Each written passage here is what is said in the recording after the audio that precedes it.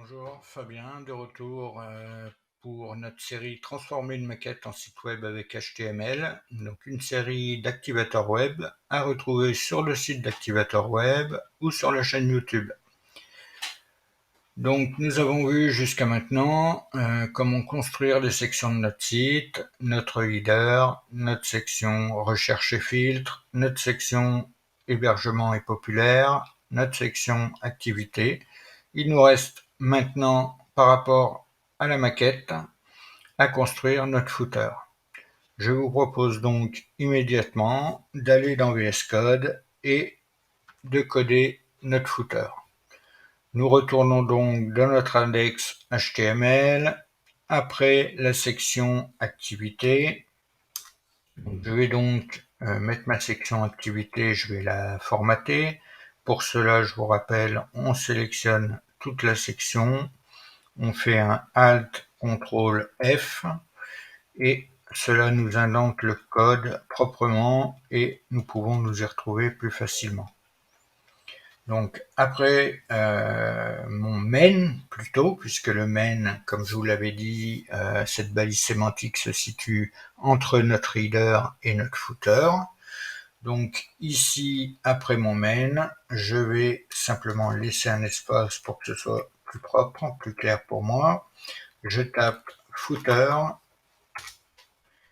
et je vais donc pouvoir écrire mon code entre ces deux balises footer.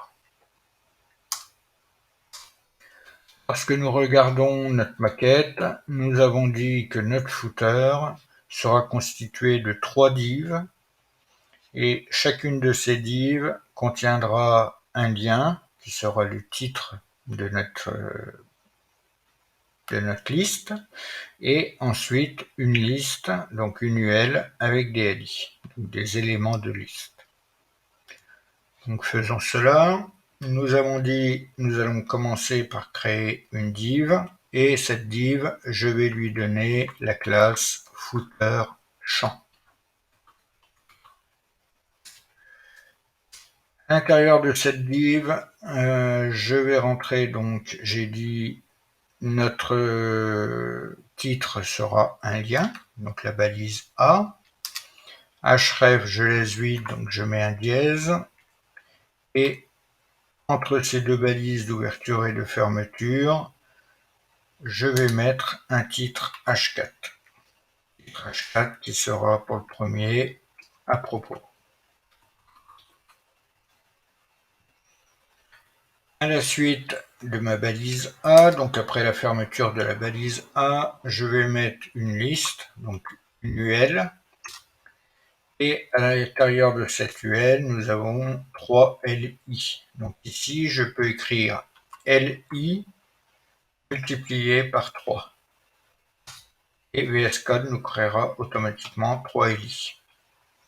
À l'intérieur de ce premier LI, je vais mettre également une balise A, donc un lien, puisque normalement tous les liens qui sont dans le pied de page doivent être cliquables. Ici, bien entendu, ça nous renverra nulle part, mais il est important quand même de mettre la balise A. Je ne sais pas pourquoi ma balise A ne veut pas fonctionner. À l'intérieur de cette balise A, donc, je mettrai simplement fonctionnement du site pour le premier lien.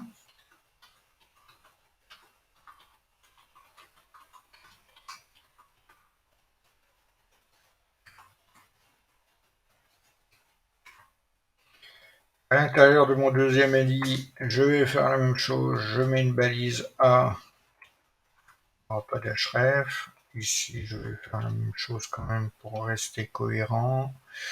Et mon premier lien, ici, pas d'href. Donc, le deuxième lien sera condition générale de vente.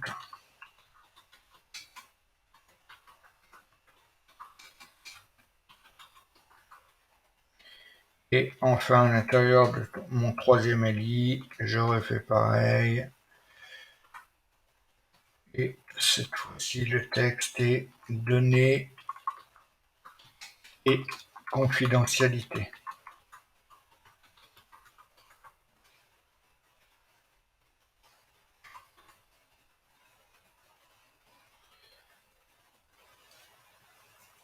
Donc voici pour ma première div, donc qui correspond à celle-ci.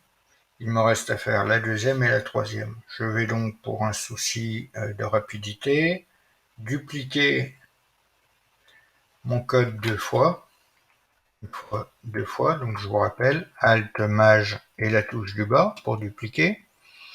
Ici, dans mon deuxième champ, ça sera nos hébergements. C'est ce qui est tout en haut.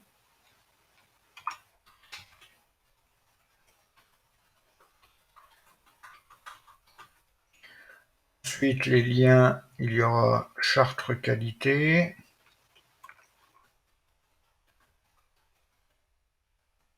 Charte qualité.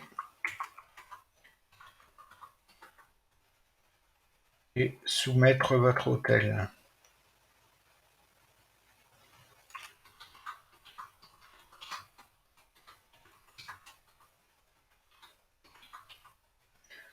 Et le troisième LI, j'en ai pas besoin, je peux donc le supprimer.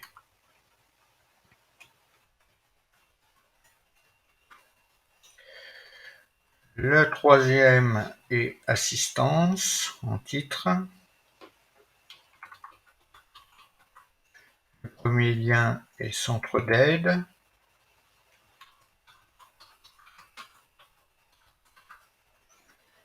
Et le deuxième, nous contacter.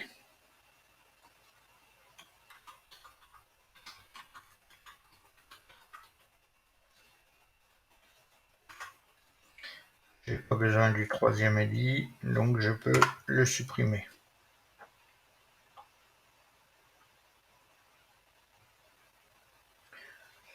Regardons ce que ça donne. Ici, si je regarde au format ordinateur, nous avons pour le moment nos liens de créer, mais évidemment, ils ne sont pas mis en forme. Donc, voyons voir cela tout de suite. Pour mettre en forme, on va dans notre fichier de style. Comme accoutumé, on va mettre un commentaire avec footer. Donc, notre footer, on dira que la balise sémantique, footer, on va dire display flex, donc la propriété flexbox, pour aligner nos éléments. Donc nous alignons chacune des divs l'une à côté de l'autre.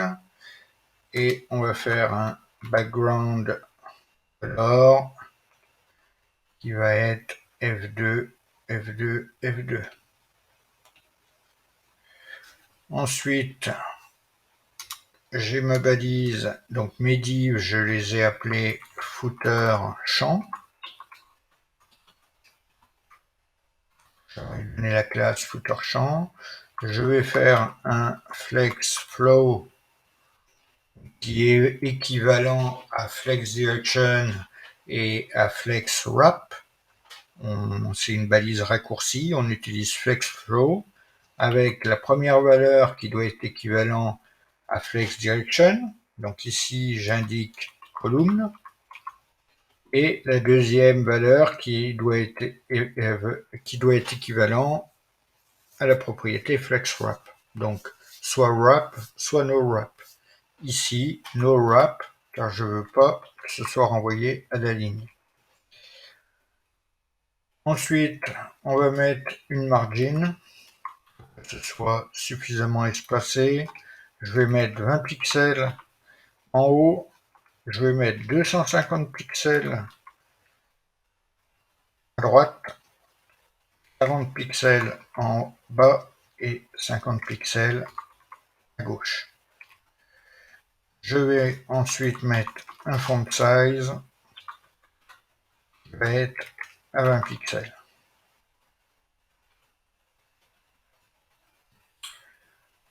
Ensuite, mes liens, donc les liens qui sont à l'intérieur de ma balise, de ma div, qui sont à l'intérieur de ma classe footer champ. Donc pour cibler les liens, j'inscris ma classe à laquelle j'attribue, à laquelle je mets mon lien A, ma balise A. Ici, je vais dire un display flex avec flexflow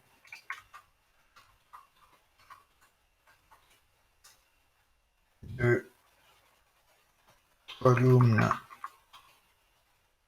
no wrap.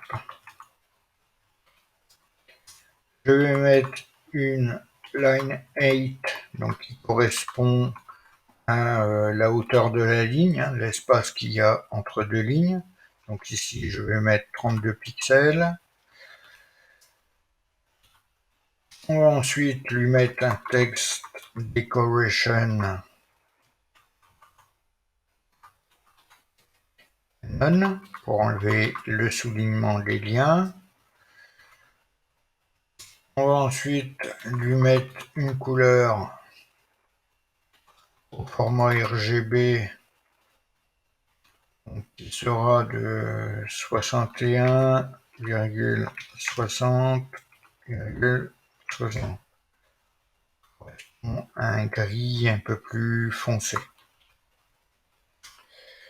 Nous allons ensuite mettre un font weight de 500.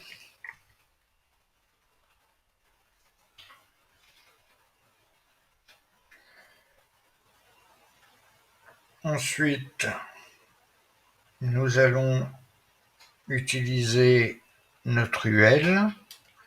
Donc ici encore, je rentre la classe footer champ. Je vais cibler ma liste, donc mon UL. Je vais simplement mettre un padding à 0. Et je vais faire la même chose pour cibler mes LI et enlever ainsi les puces. Donc, je vais cibler mon LI qui fait partie de ma div ayant la classe footer champ. Et je vais mettre un list style none. Voyons ce que ça donne. Nous avons ainsi notre footer qui a été créé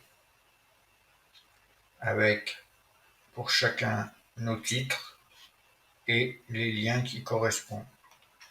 Par rapport à notre maquette, nous voyons que cela ressemble quand même très fortement. Alors, encore une fois, je ne travaille pas au pixel près, mais je pense qu'on s'approche quand même fortement. Ici, peut-être ai-je un peu trop d'espace entre mes titres et mes listes. Pour cela, c'est très simple. Oui, en fait, j'ai simplement oublié d'aller cibler les H4. Donc ici, je vais le faire. Je cible mon H4 qui fait partie de ma div ayant la classe footer champ. Je vais faire un font size de 20 pixels et margin bottom que je vais mettre à 0.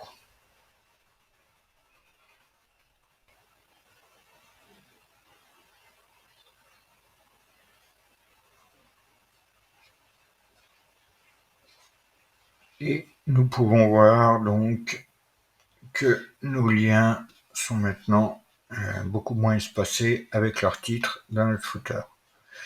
Moi je dis que par rapport à notre maquette, nous avons quand même réussi à faire la même chose que sur la maquette. Alors bien entendu, ici nous avons réalisé la partie ordinateur, donc la partie desktop. Nous avons codé notre site HTML et CSS pour la partie ordinateur. Il nous restera à faire la partie tablette et la partie mobile. Mais pour cela, il faudra mettre en place les Media Query. Je vous propose donc de se retrouver dans une prochaine vidéo pour mettre en place les Media Query et ainsi rendre notre site responsive. J'espère que cette série et cette vidéo vous auront aidé. N'hésitez pas à commenter, n'hésitez pas à vous abonner au site, à me laisser des commentaires nombreux, à me dire qu'est-ce que vous aimeriez comme article prochainement. N'hésitez pas non plus à vous abonner à ma page Facebook ou à ma page YouTube.